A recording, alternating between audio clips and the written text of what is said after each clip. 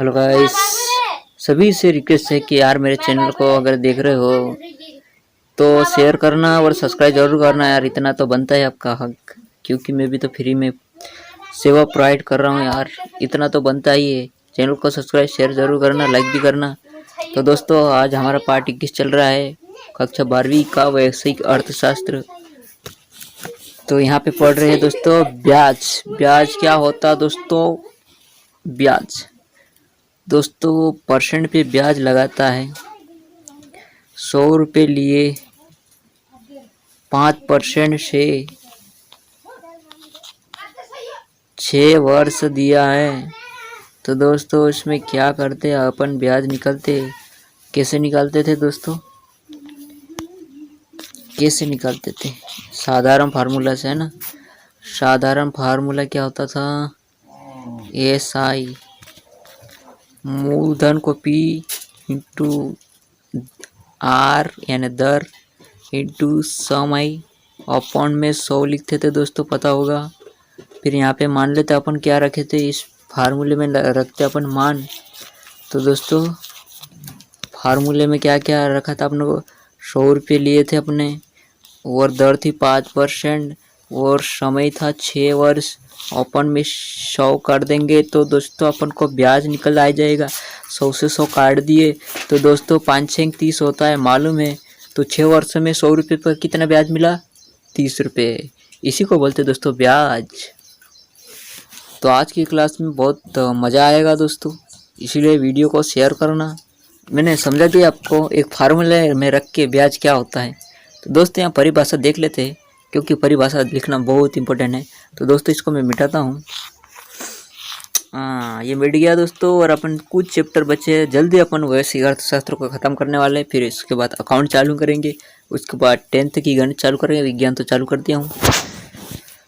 ब्याज पूंजी के प्रयोग के बदले में दिया जाने वाला भुगतान है। कहने का मतलब दोस्तों, कोई मतलब इंसान आपको पैसे दे रहा है तो आप उसका यूज कर रहे हैं। जितना टाइम यूज करेगा उतने टाइम मतलब जितने टाइम आप उस पैसे को रखोगे, यूज करोगे, जितना मतलब टाइम ज़्यादा लगाओगे उतने पैसे ज़्यादा मतलब ब्याज बढ़ता है आपको प्रयोग, तो फिर आपको भुगतान करना पड़ता है।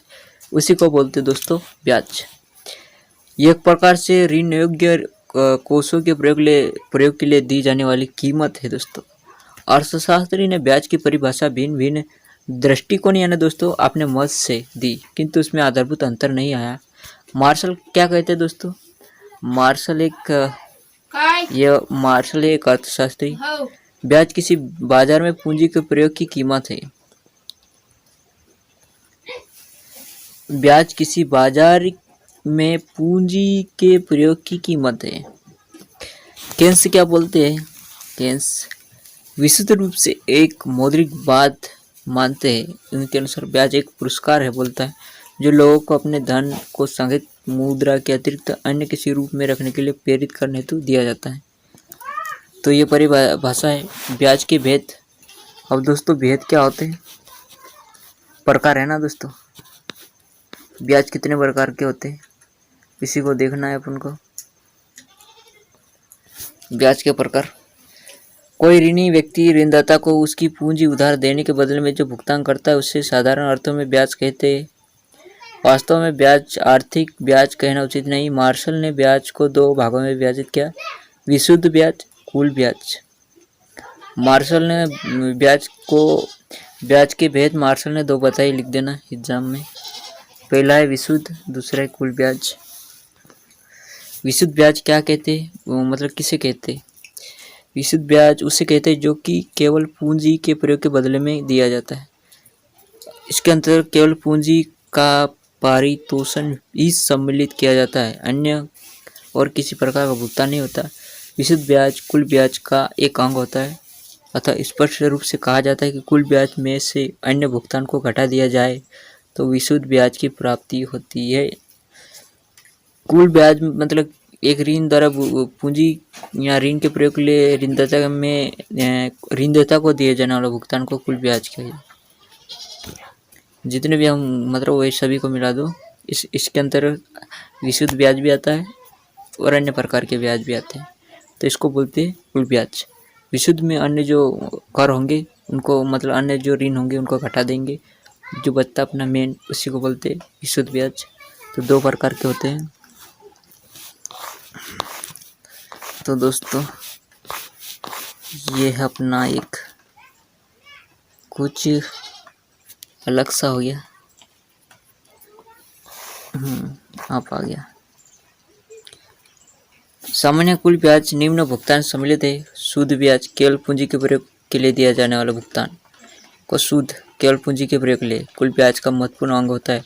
जोखिम के लिए भुगतान ऋणदाता ऋण देने में कुछ जोखिम उठाने पड़ते हैं, अतः ऋणदाता इन जोखिमों के लिए कुछ प्रतिफल चाहिए। जोखिम का यह प्रतिफल कुल ब्याज का एक अंग होता है। अर्थात मार्शल ने निम्न प्रकार मतलब मार्शल बोलते कि जोखिम के लिए भुगतान होते हैं वो निम्न प्रकार के। व्यावसायिक जोखिम के लिए जब ऋणदाता किसी व्यापारी को ऋण देता है तो उसे इस बात की जोखिम रहती है कि उसके ऋण तथा ब्याज की राशि वापस ही ना मिले, क्योंकि यदि व्यापारी को हानि होती है तो ऋणदाता न केवल ब्याज को बल्कि मूलधन को भी खो देता है। जोखिम ब्याज व्यक्तिगत जोखिम ऋण के व्यक्तिगत चरित्र, ईमानदार इत्यादि संबंधित होता है। ऋण या बेईमानी हो जाता है, ऋणदाता मूलधन तथा ब्याज दोनों के ही न मिलने की जोखिम रखता है। व्यक्तिगत असुविधा के लिए ऋण, तो ये देखना ऋणदाता को ऋण देने कुछ असुविधा भी उठानी पड़ती है। ऋणी जब ऋणों को समय पर नहीं लौटाते तो कई बार मांगने पर थोड़ा करके देते हैं तो ऋणदाता को असुविधा हो जाती है। तो ये कुल ब्याज में आते हैं। प्रबंध के लिए भुगतान ऋणों के प्रबंध से आशय ऋणों की हिसाब किताब रखने की वापसी के लिए ताकत, ऋण की वापसी न होने पर मुकदमे इत्यादि होते हैं। इस प्रकार ऋणदाता को वह कुछ करना पड़ता है ना दोस्तों। क्या होता है कि ज़माने में पैसे लोग तो ले जाते कि मैं दे दूंगा, पर वो लौटाते नहीं, कभी कम देते कभी ज़्यादा देते, तो इसमें अपना खर्च लगता दौड़ा, तो ये होते रहते हैं। अब ब्याज की दर में भिन्नता के कारण क्या होंगे भाई? कौन कौन होंगे यार? बहुत सारे होंगे। जोखिम में अंतर। ऋण देने वाली जोखिम होती है, ऋण देने में जोखिम होती है। जोखिम विभिन्न व्यक्ति तथा विभिन्न व्यवसाय में अलग अलग होती है। अच्छी मतलब एक शाखा है, शाख वाले बैंक वाले व्यापारी व्यक्ति को पूंजीगत कम ब्याज पर ऋण दे देगा क्योंकि इसके साथ जोखिम का अंश थोड़ा कम है।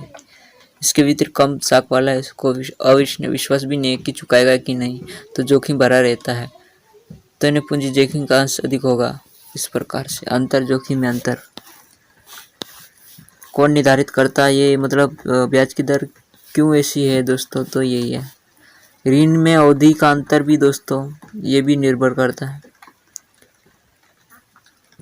दीर्घकाल ऋणों पर ब्याज की दर ऊंची होती है तथा कम मतलब अनिश्चित है, थोड़े समय के लिए उसमें कम हो रहता है, तो ये काम चलता है। प्रबंध में ब्याज में अंतर, जो प्रबंध अपन करते हैं उसमें भी मतलब हो जाता है, उसमें भी अंतर पाया जाता है। छोटे व्यापारी, छोटे किसान आदि को दिए गए ऋण पर प्रबंध अधिक करना पड़ता है, फिर वापस किस्तों में मिलता है। ऋण की जमानत में अंतर होता है दोस्तों, उन पर ऊंची नीची दर रहती, मतलब जोखिम कम रहता है, तो उसमें क्या होता है दोस्तों, ब्याज की दर कम रहती है। उसके विपरीत ऊंची दर तो जोखिम ज़्यादा रहता है। ऋणों के उद्देश्य में अंतर भी होता है दोस्तों, असुविधा के कारण भी होता है, ये पढ़ लेना आराम से। आर्थिक विकास के स्तर में अगर अच्छा विकास हुआ तो ऋण दे देंगे, ज़्यादा भी दे सकते, मतलब उसी हिसाब से देंगे। जैसे 5% है, अगर अच्छा विकास हुआ तो 5% चुका दिए, अगर वो लॉस में गया तो मान लो 2% में देगा, कभी 1% में भी देगा, लेना पड़ेगा मजबूरी में। तो ये अंतर होता है। पूंजी की सीमांत उपयोगिता में भी अंतर होता है। तो ये हो गए प्रभावित करने वाले, है ना, प्रभावित करने वाले कारक हो गए दोस्तों।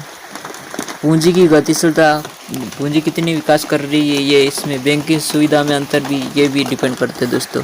कोई बैंक अच्छा मतलब कम परसेंट पे दे रहे तो ज़्यादा, कोई महंगा पे दे रहा है परसेंट, ये ब्याज का रेट ज़्यादा कम बड़ा, ये इसमें अंतर आता है। तो ये पार्ट कीजिए, ब्याज की दर का निर्धारण कैसे करते हैं, यहाँ पे मतलब ब्याज की दर का निर्धारण कैसे करेंगे, तो ये पहला है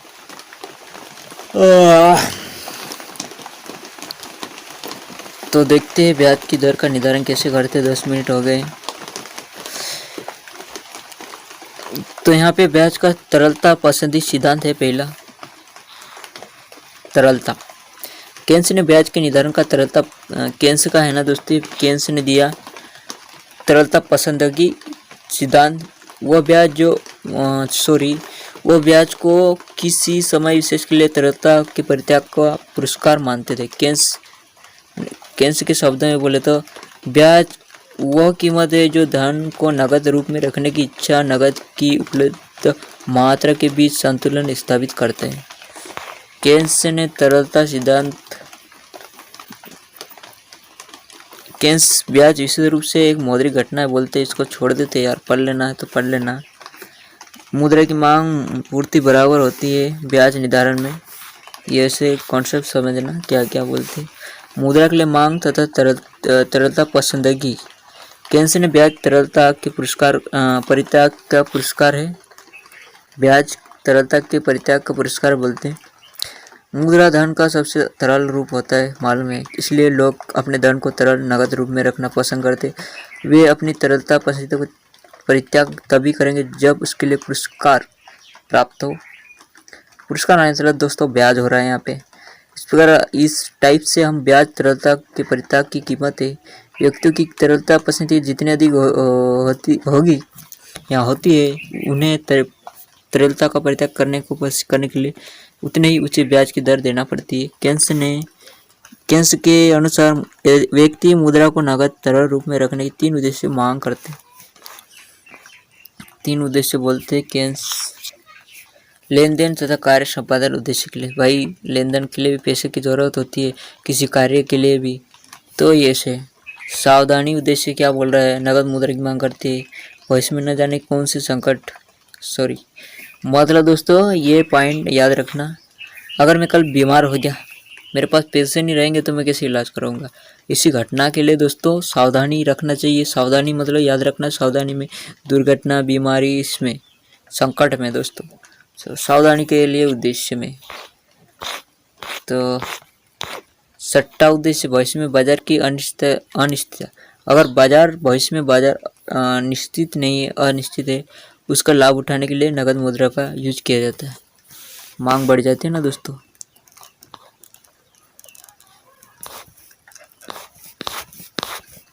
फालतू का है दोस्तों ये वाला। मुद्रा की पूर्ति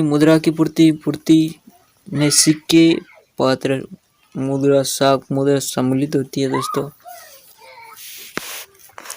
ब्याज का निर्धारण।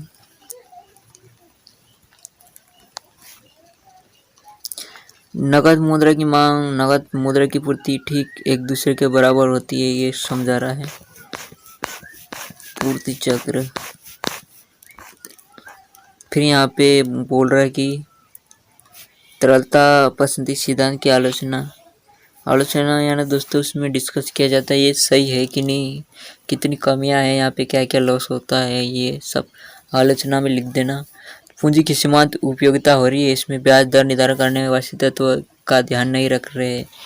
एक पक्षीय सिद्धांत है, अल्पकालीन व्याख्या है, ब्याज दर का अनिर्धारण है।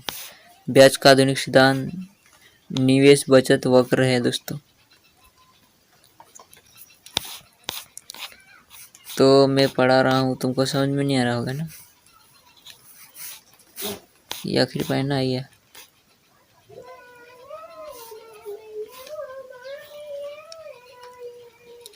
यहाँ पे वक्र आय की विभिन्न मात्रा ब्याज की दर में विभिन्न सहयोगों को व्यक्त करता है, जिन पर मुद्रा की कुल मात्रा उसकी कुल पूर्ति मात्रा के बराबर होती है। आय की मात्रा ब्याज की दर सीधा संबंध होता है। आय के बढ़ने पर ब्याज की दर भी बढ़ती है, घटने पर घट जाती है। धनात्मक ऋणात्मक उतार चढ़ाव होता रहता है दोस्तों। अब दोस्तों यहाँ एक पॉइंट महत्वपूर्ण है कि भाई क्या ब्याज की दर शून्य हो जाती है। तो दोस्तों ब्याज की दर शून्य हो जाती है, इसको समझाना पड़ेगा। ब्याज की दर व्यावहारिक दृष्टि से शून्य नहीं हो सकती, सैद्धांतिक दृष्टि से निम्न दशा में शून्य हो सकती। व्यवहार में दोस्तों कोई भी ब्याज की दर शून्य नहीं करता, सबको मालूम है, क्योंकि वो सब नहीं तो पैसे नहीं देगा सामने वाला। अगर ब्याज की दर शून्य रहेंगे तो सामने वाला नहीं देगा, तो भाई उसको पैसे कमाना है ना। तो सैद्धांतिक दृष्टि से हो सकता है ऐसा लिखना। यदि समाज में कुल आय व्यय कर दी जाए, बचत विनियोग न हो तो, परंतु आज के युग में ऐसा सोचना संभव नहीं है। यदि समाज की कुल आय व्यय कर दी जाए, हाँ, कहने का मतलब दोस्तों मैं कमाता हूँ 5 रुपये। 5 रुपये भी नहीं कमाता दोस्तों, मैं 0 कमा रहा हूँ, पर मान लेता हूँ मैं अभी 5 रुपये कमाता हूँ। पर डे से मैं कितना कमाता हूँ दोस्तों? पर डे से मैं 5 रुपये कमाता हूँ। 5 रुपये के कमाता हूँ, मुझे तो एक महीने में कितने हो जाएंगे? 5 कितने हो जाएंगे? 5 15 10 5 15 150 रुपये। एक महीने में 150 रुपये कमाता हूँ, और मैं एक महीने में रिचार्ज करता हूँ 150 रुपये का बैलेंस डलवा देता हूँ। तो दोस्तों इसमें मुझे कोई ब्याज मिल रहा है क्या सैद्धांतिक दृष्टि? नहीं, क्योंकि मेरे पास पैसे नहीं है, तो मैं ब्याज भी कैसे लूँगा? तो ये शून्य अवस्था होगी दोस्तों, इसी को बोल रहा है सामने वाला। तो भाई ये है अपना स्टाइल पढ़ाने का। यदि समाज में पूंजी की इतनी अधिक मात्रा उपलब्ध हो जाए कि पूंजी की सीमांत उपलब्धता शून्य हो जाए, तब भी। दूसरे शब्दों में बोले तो अधिक विनियोग की संभावना हो, उत्पादन का बहुत कम हो, तो पद शून्य वहाँ भी नहीं होता है, अतः ब्याज की दर शून्य हो जाती है। तो इससे काम है, और अपना पाठ खत्म ही हो गया।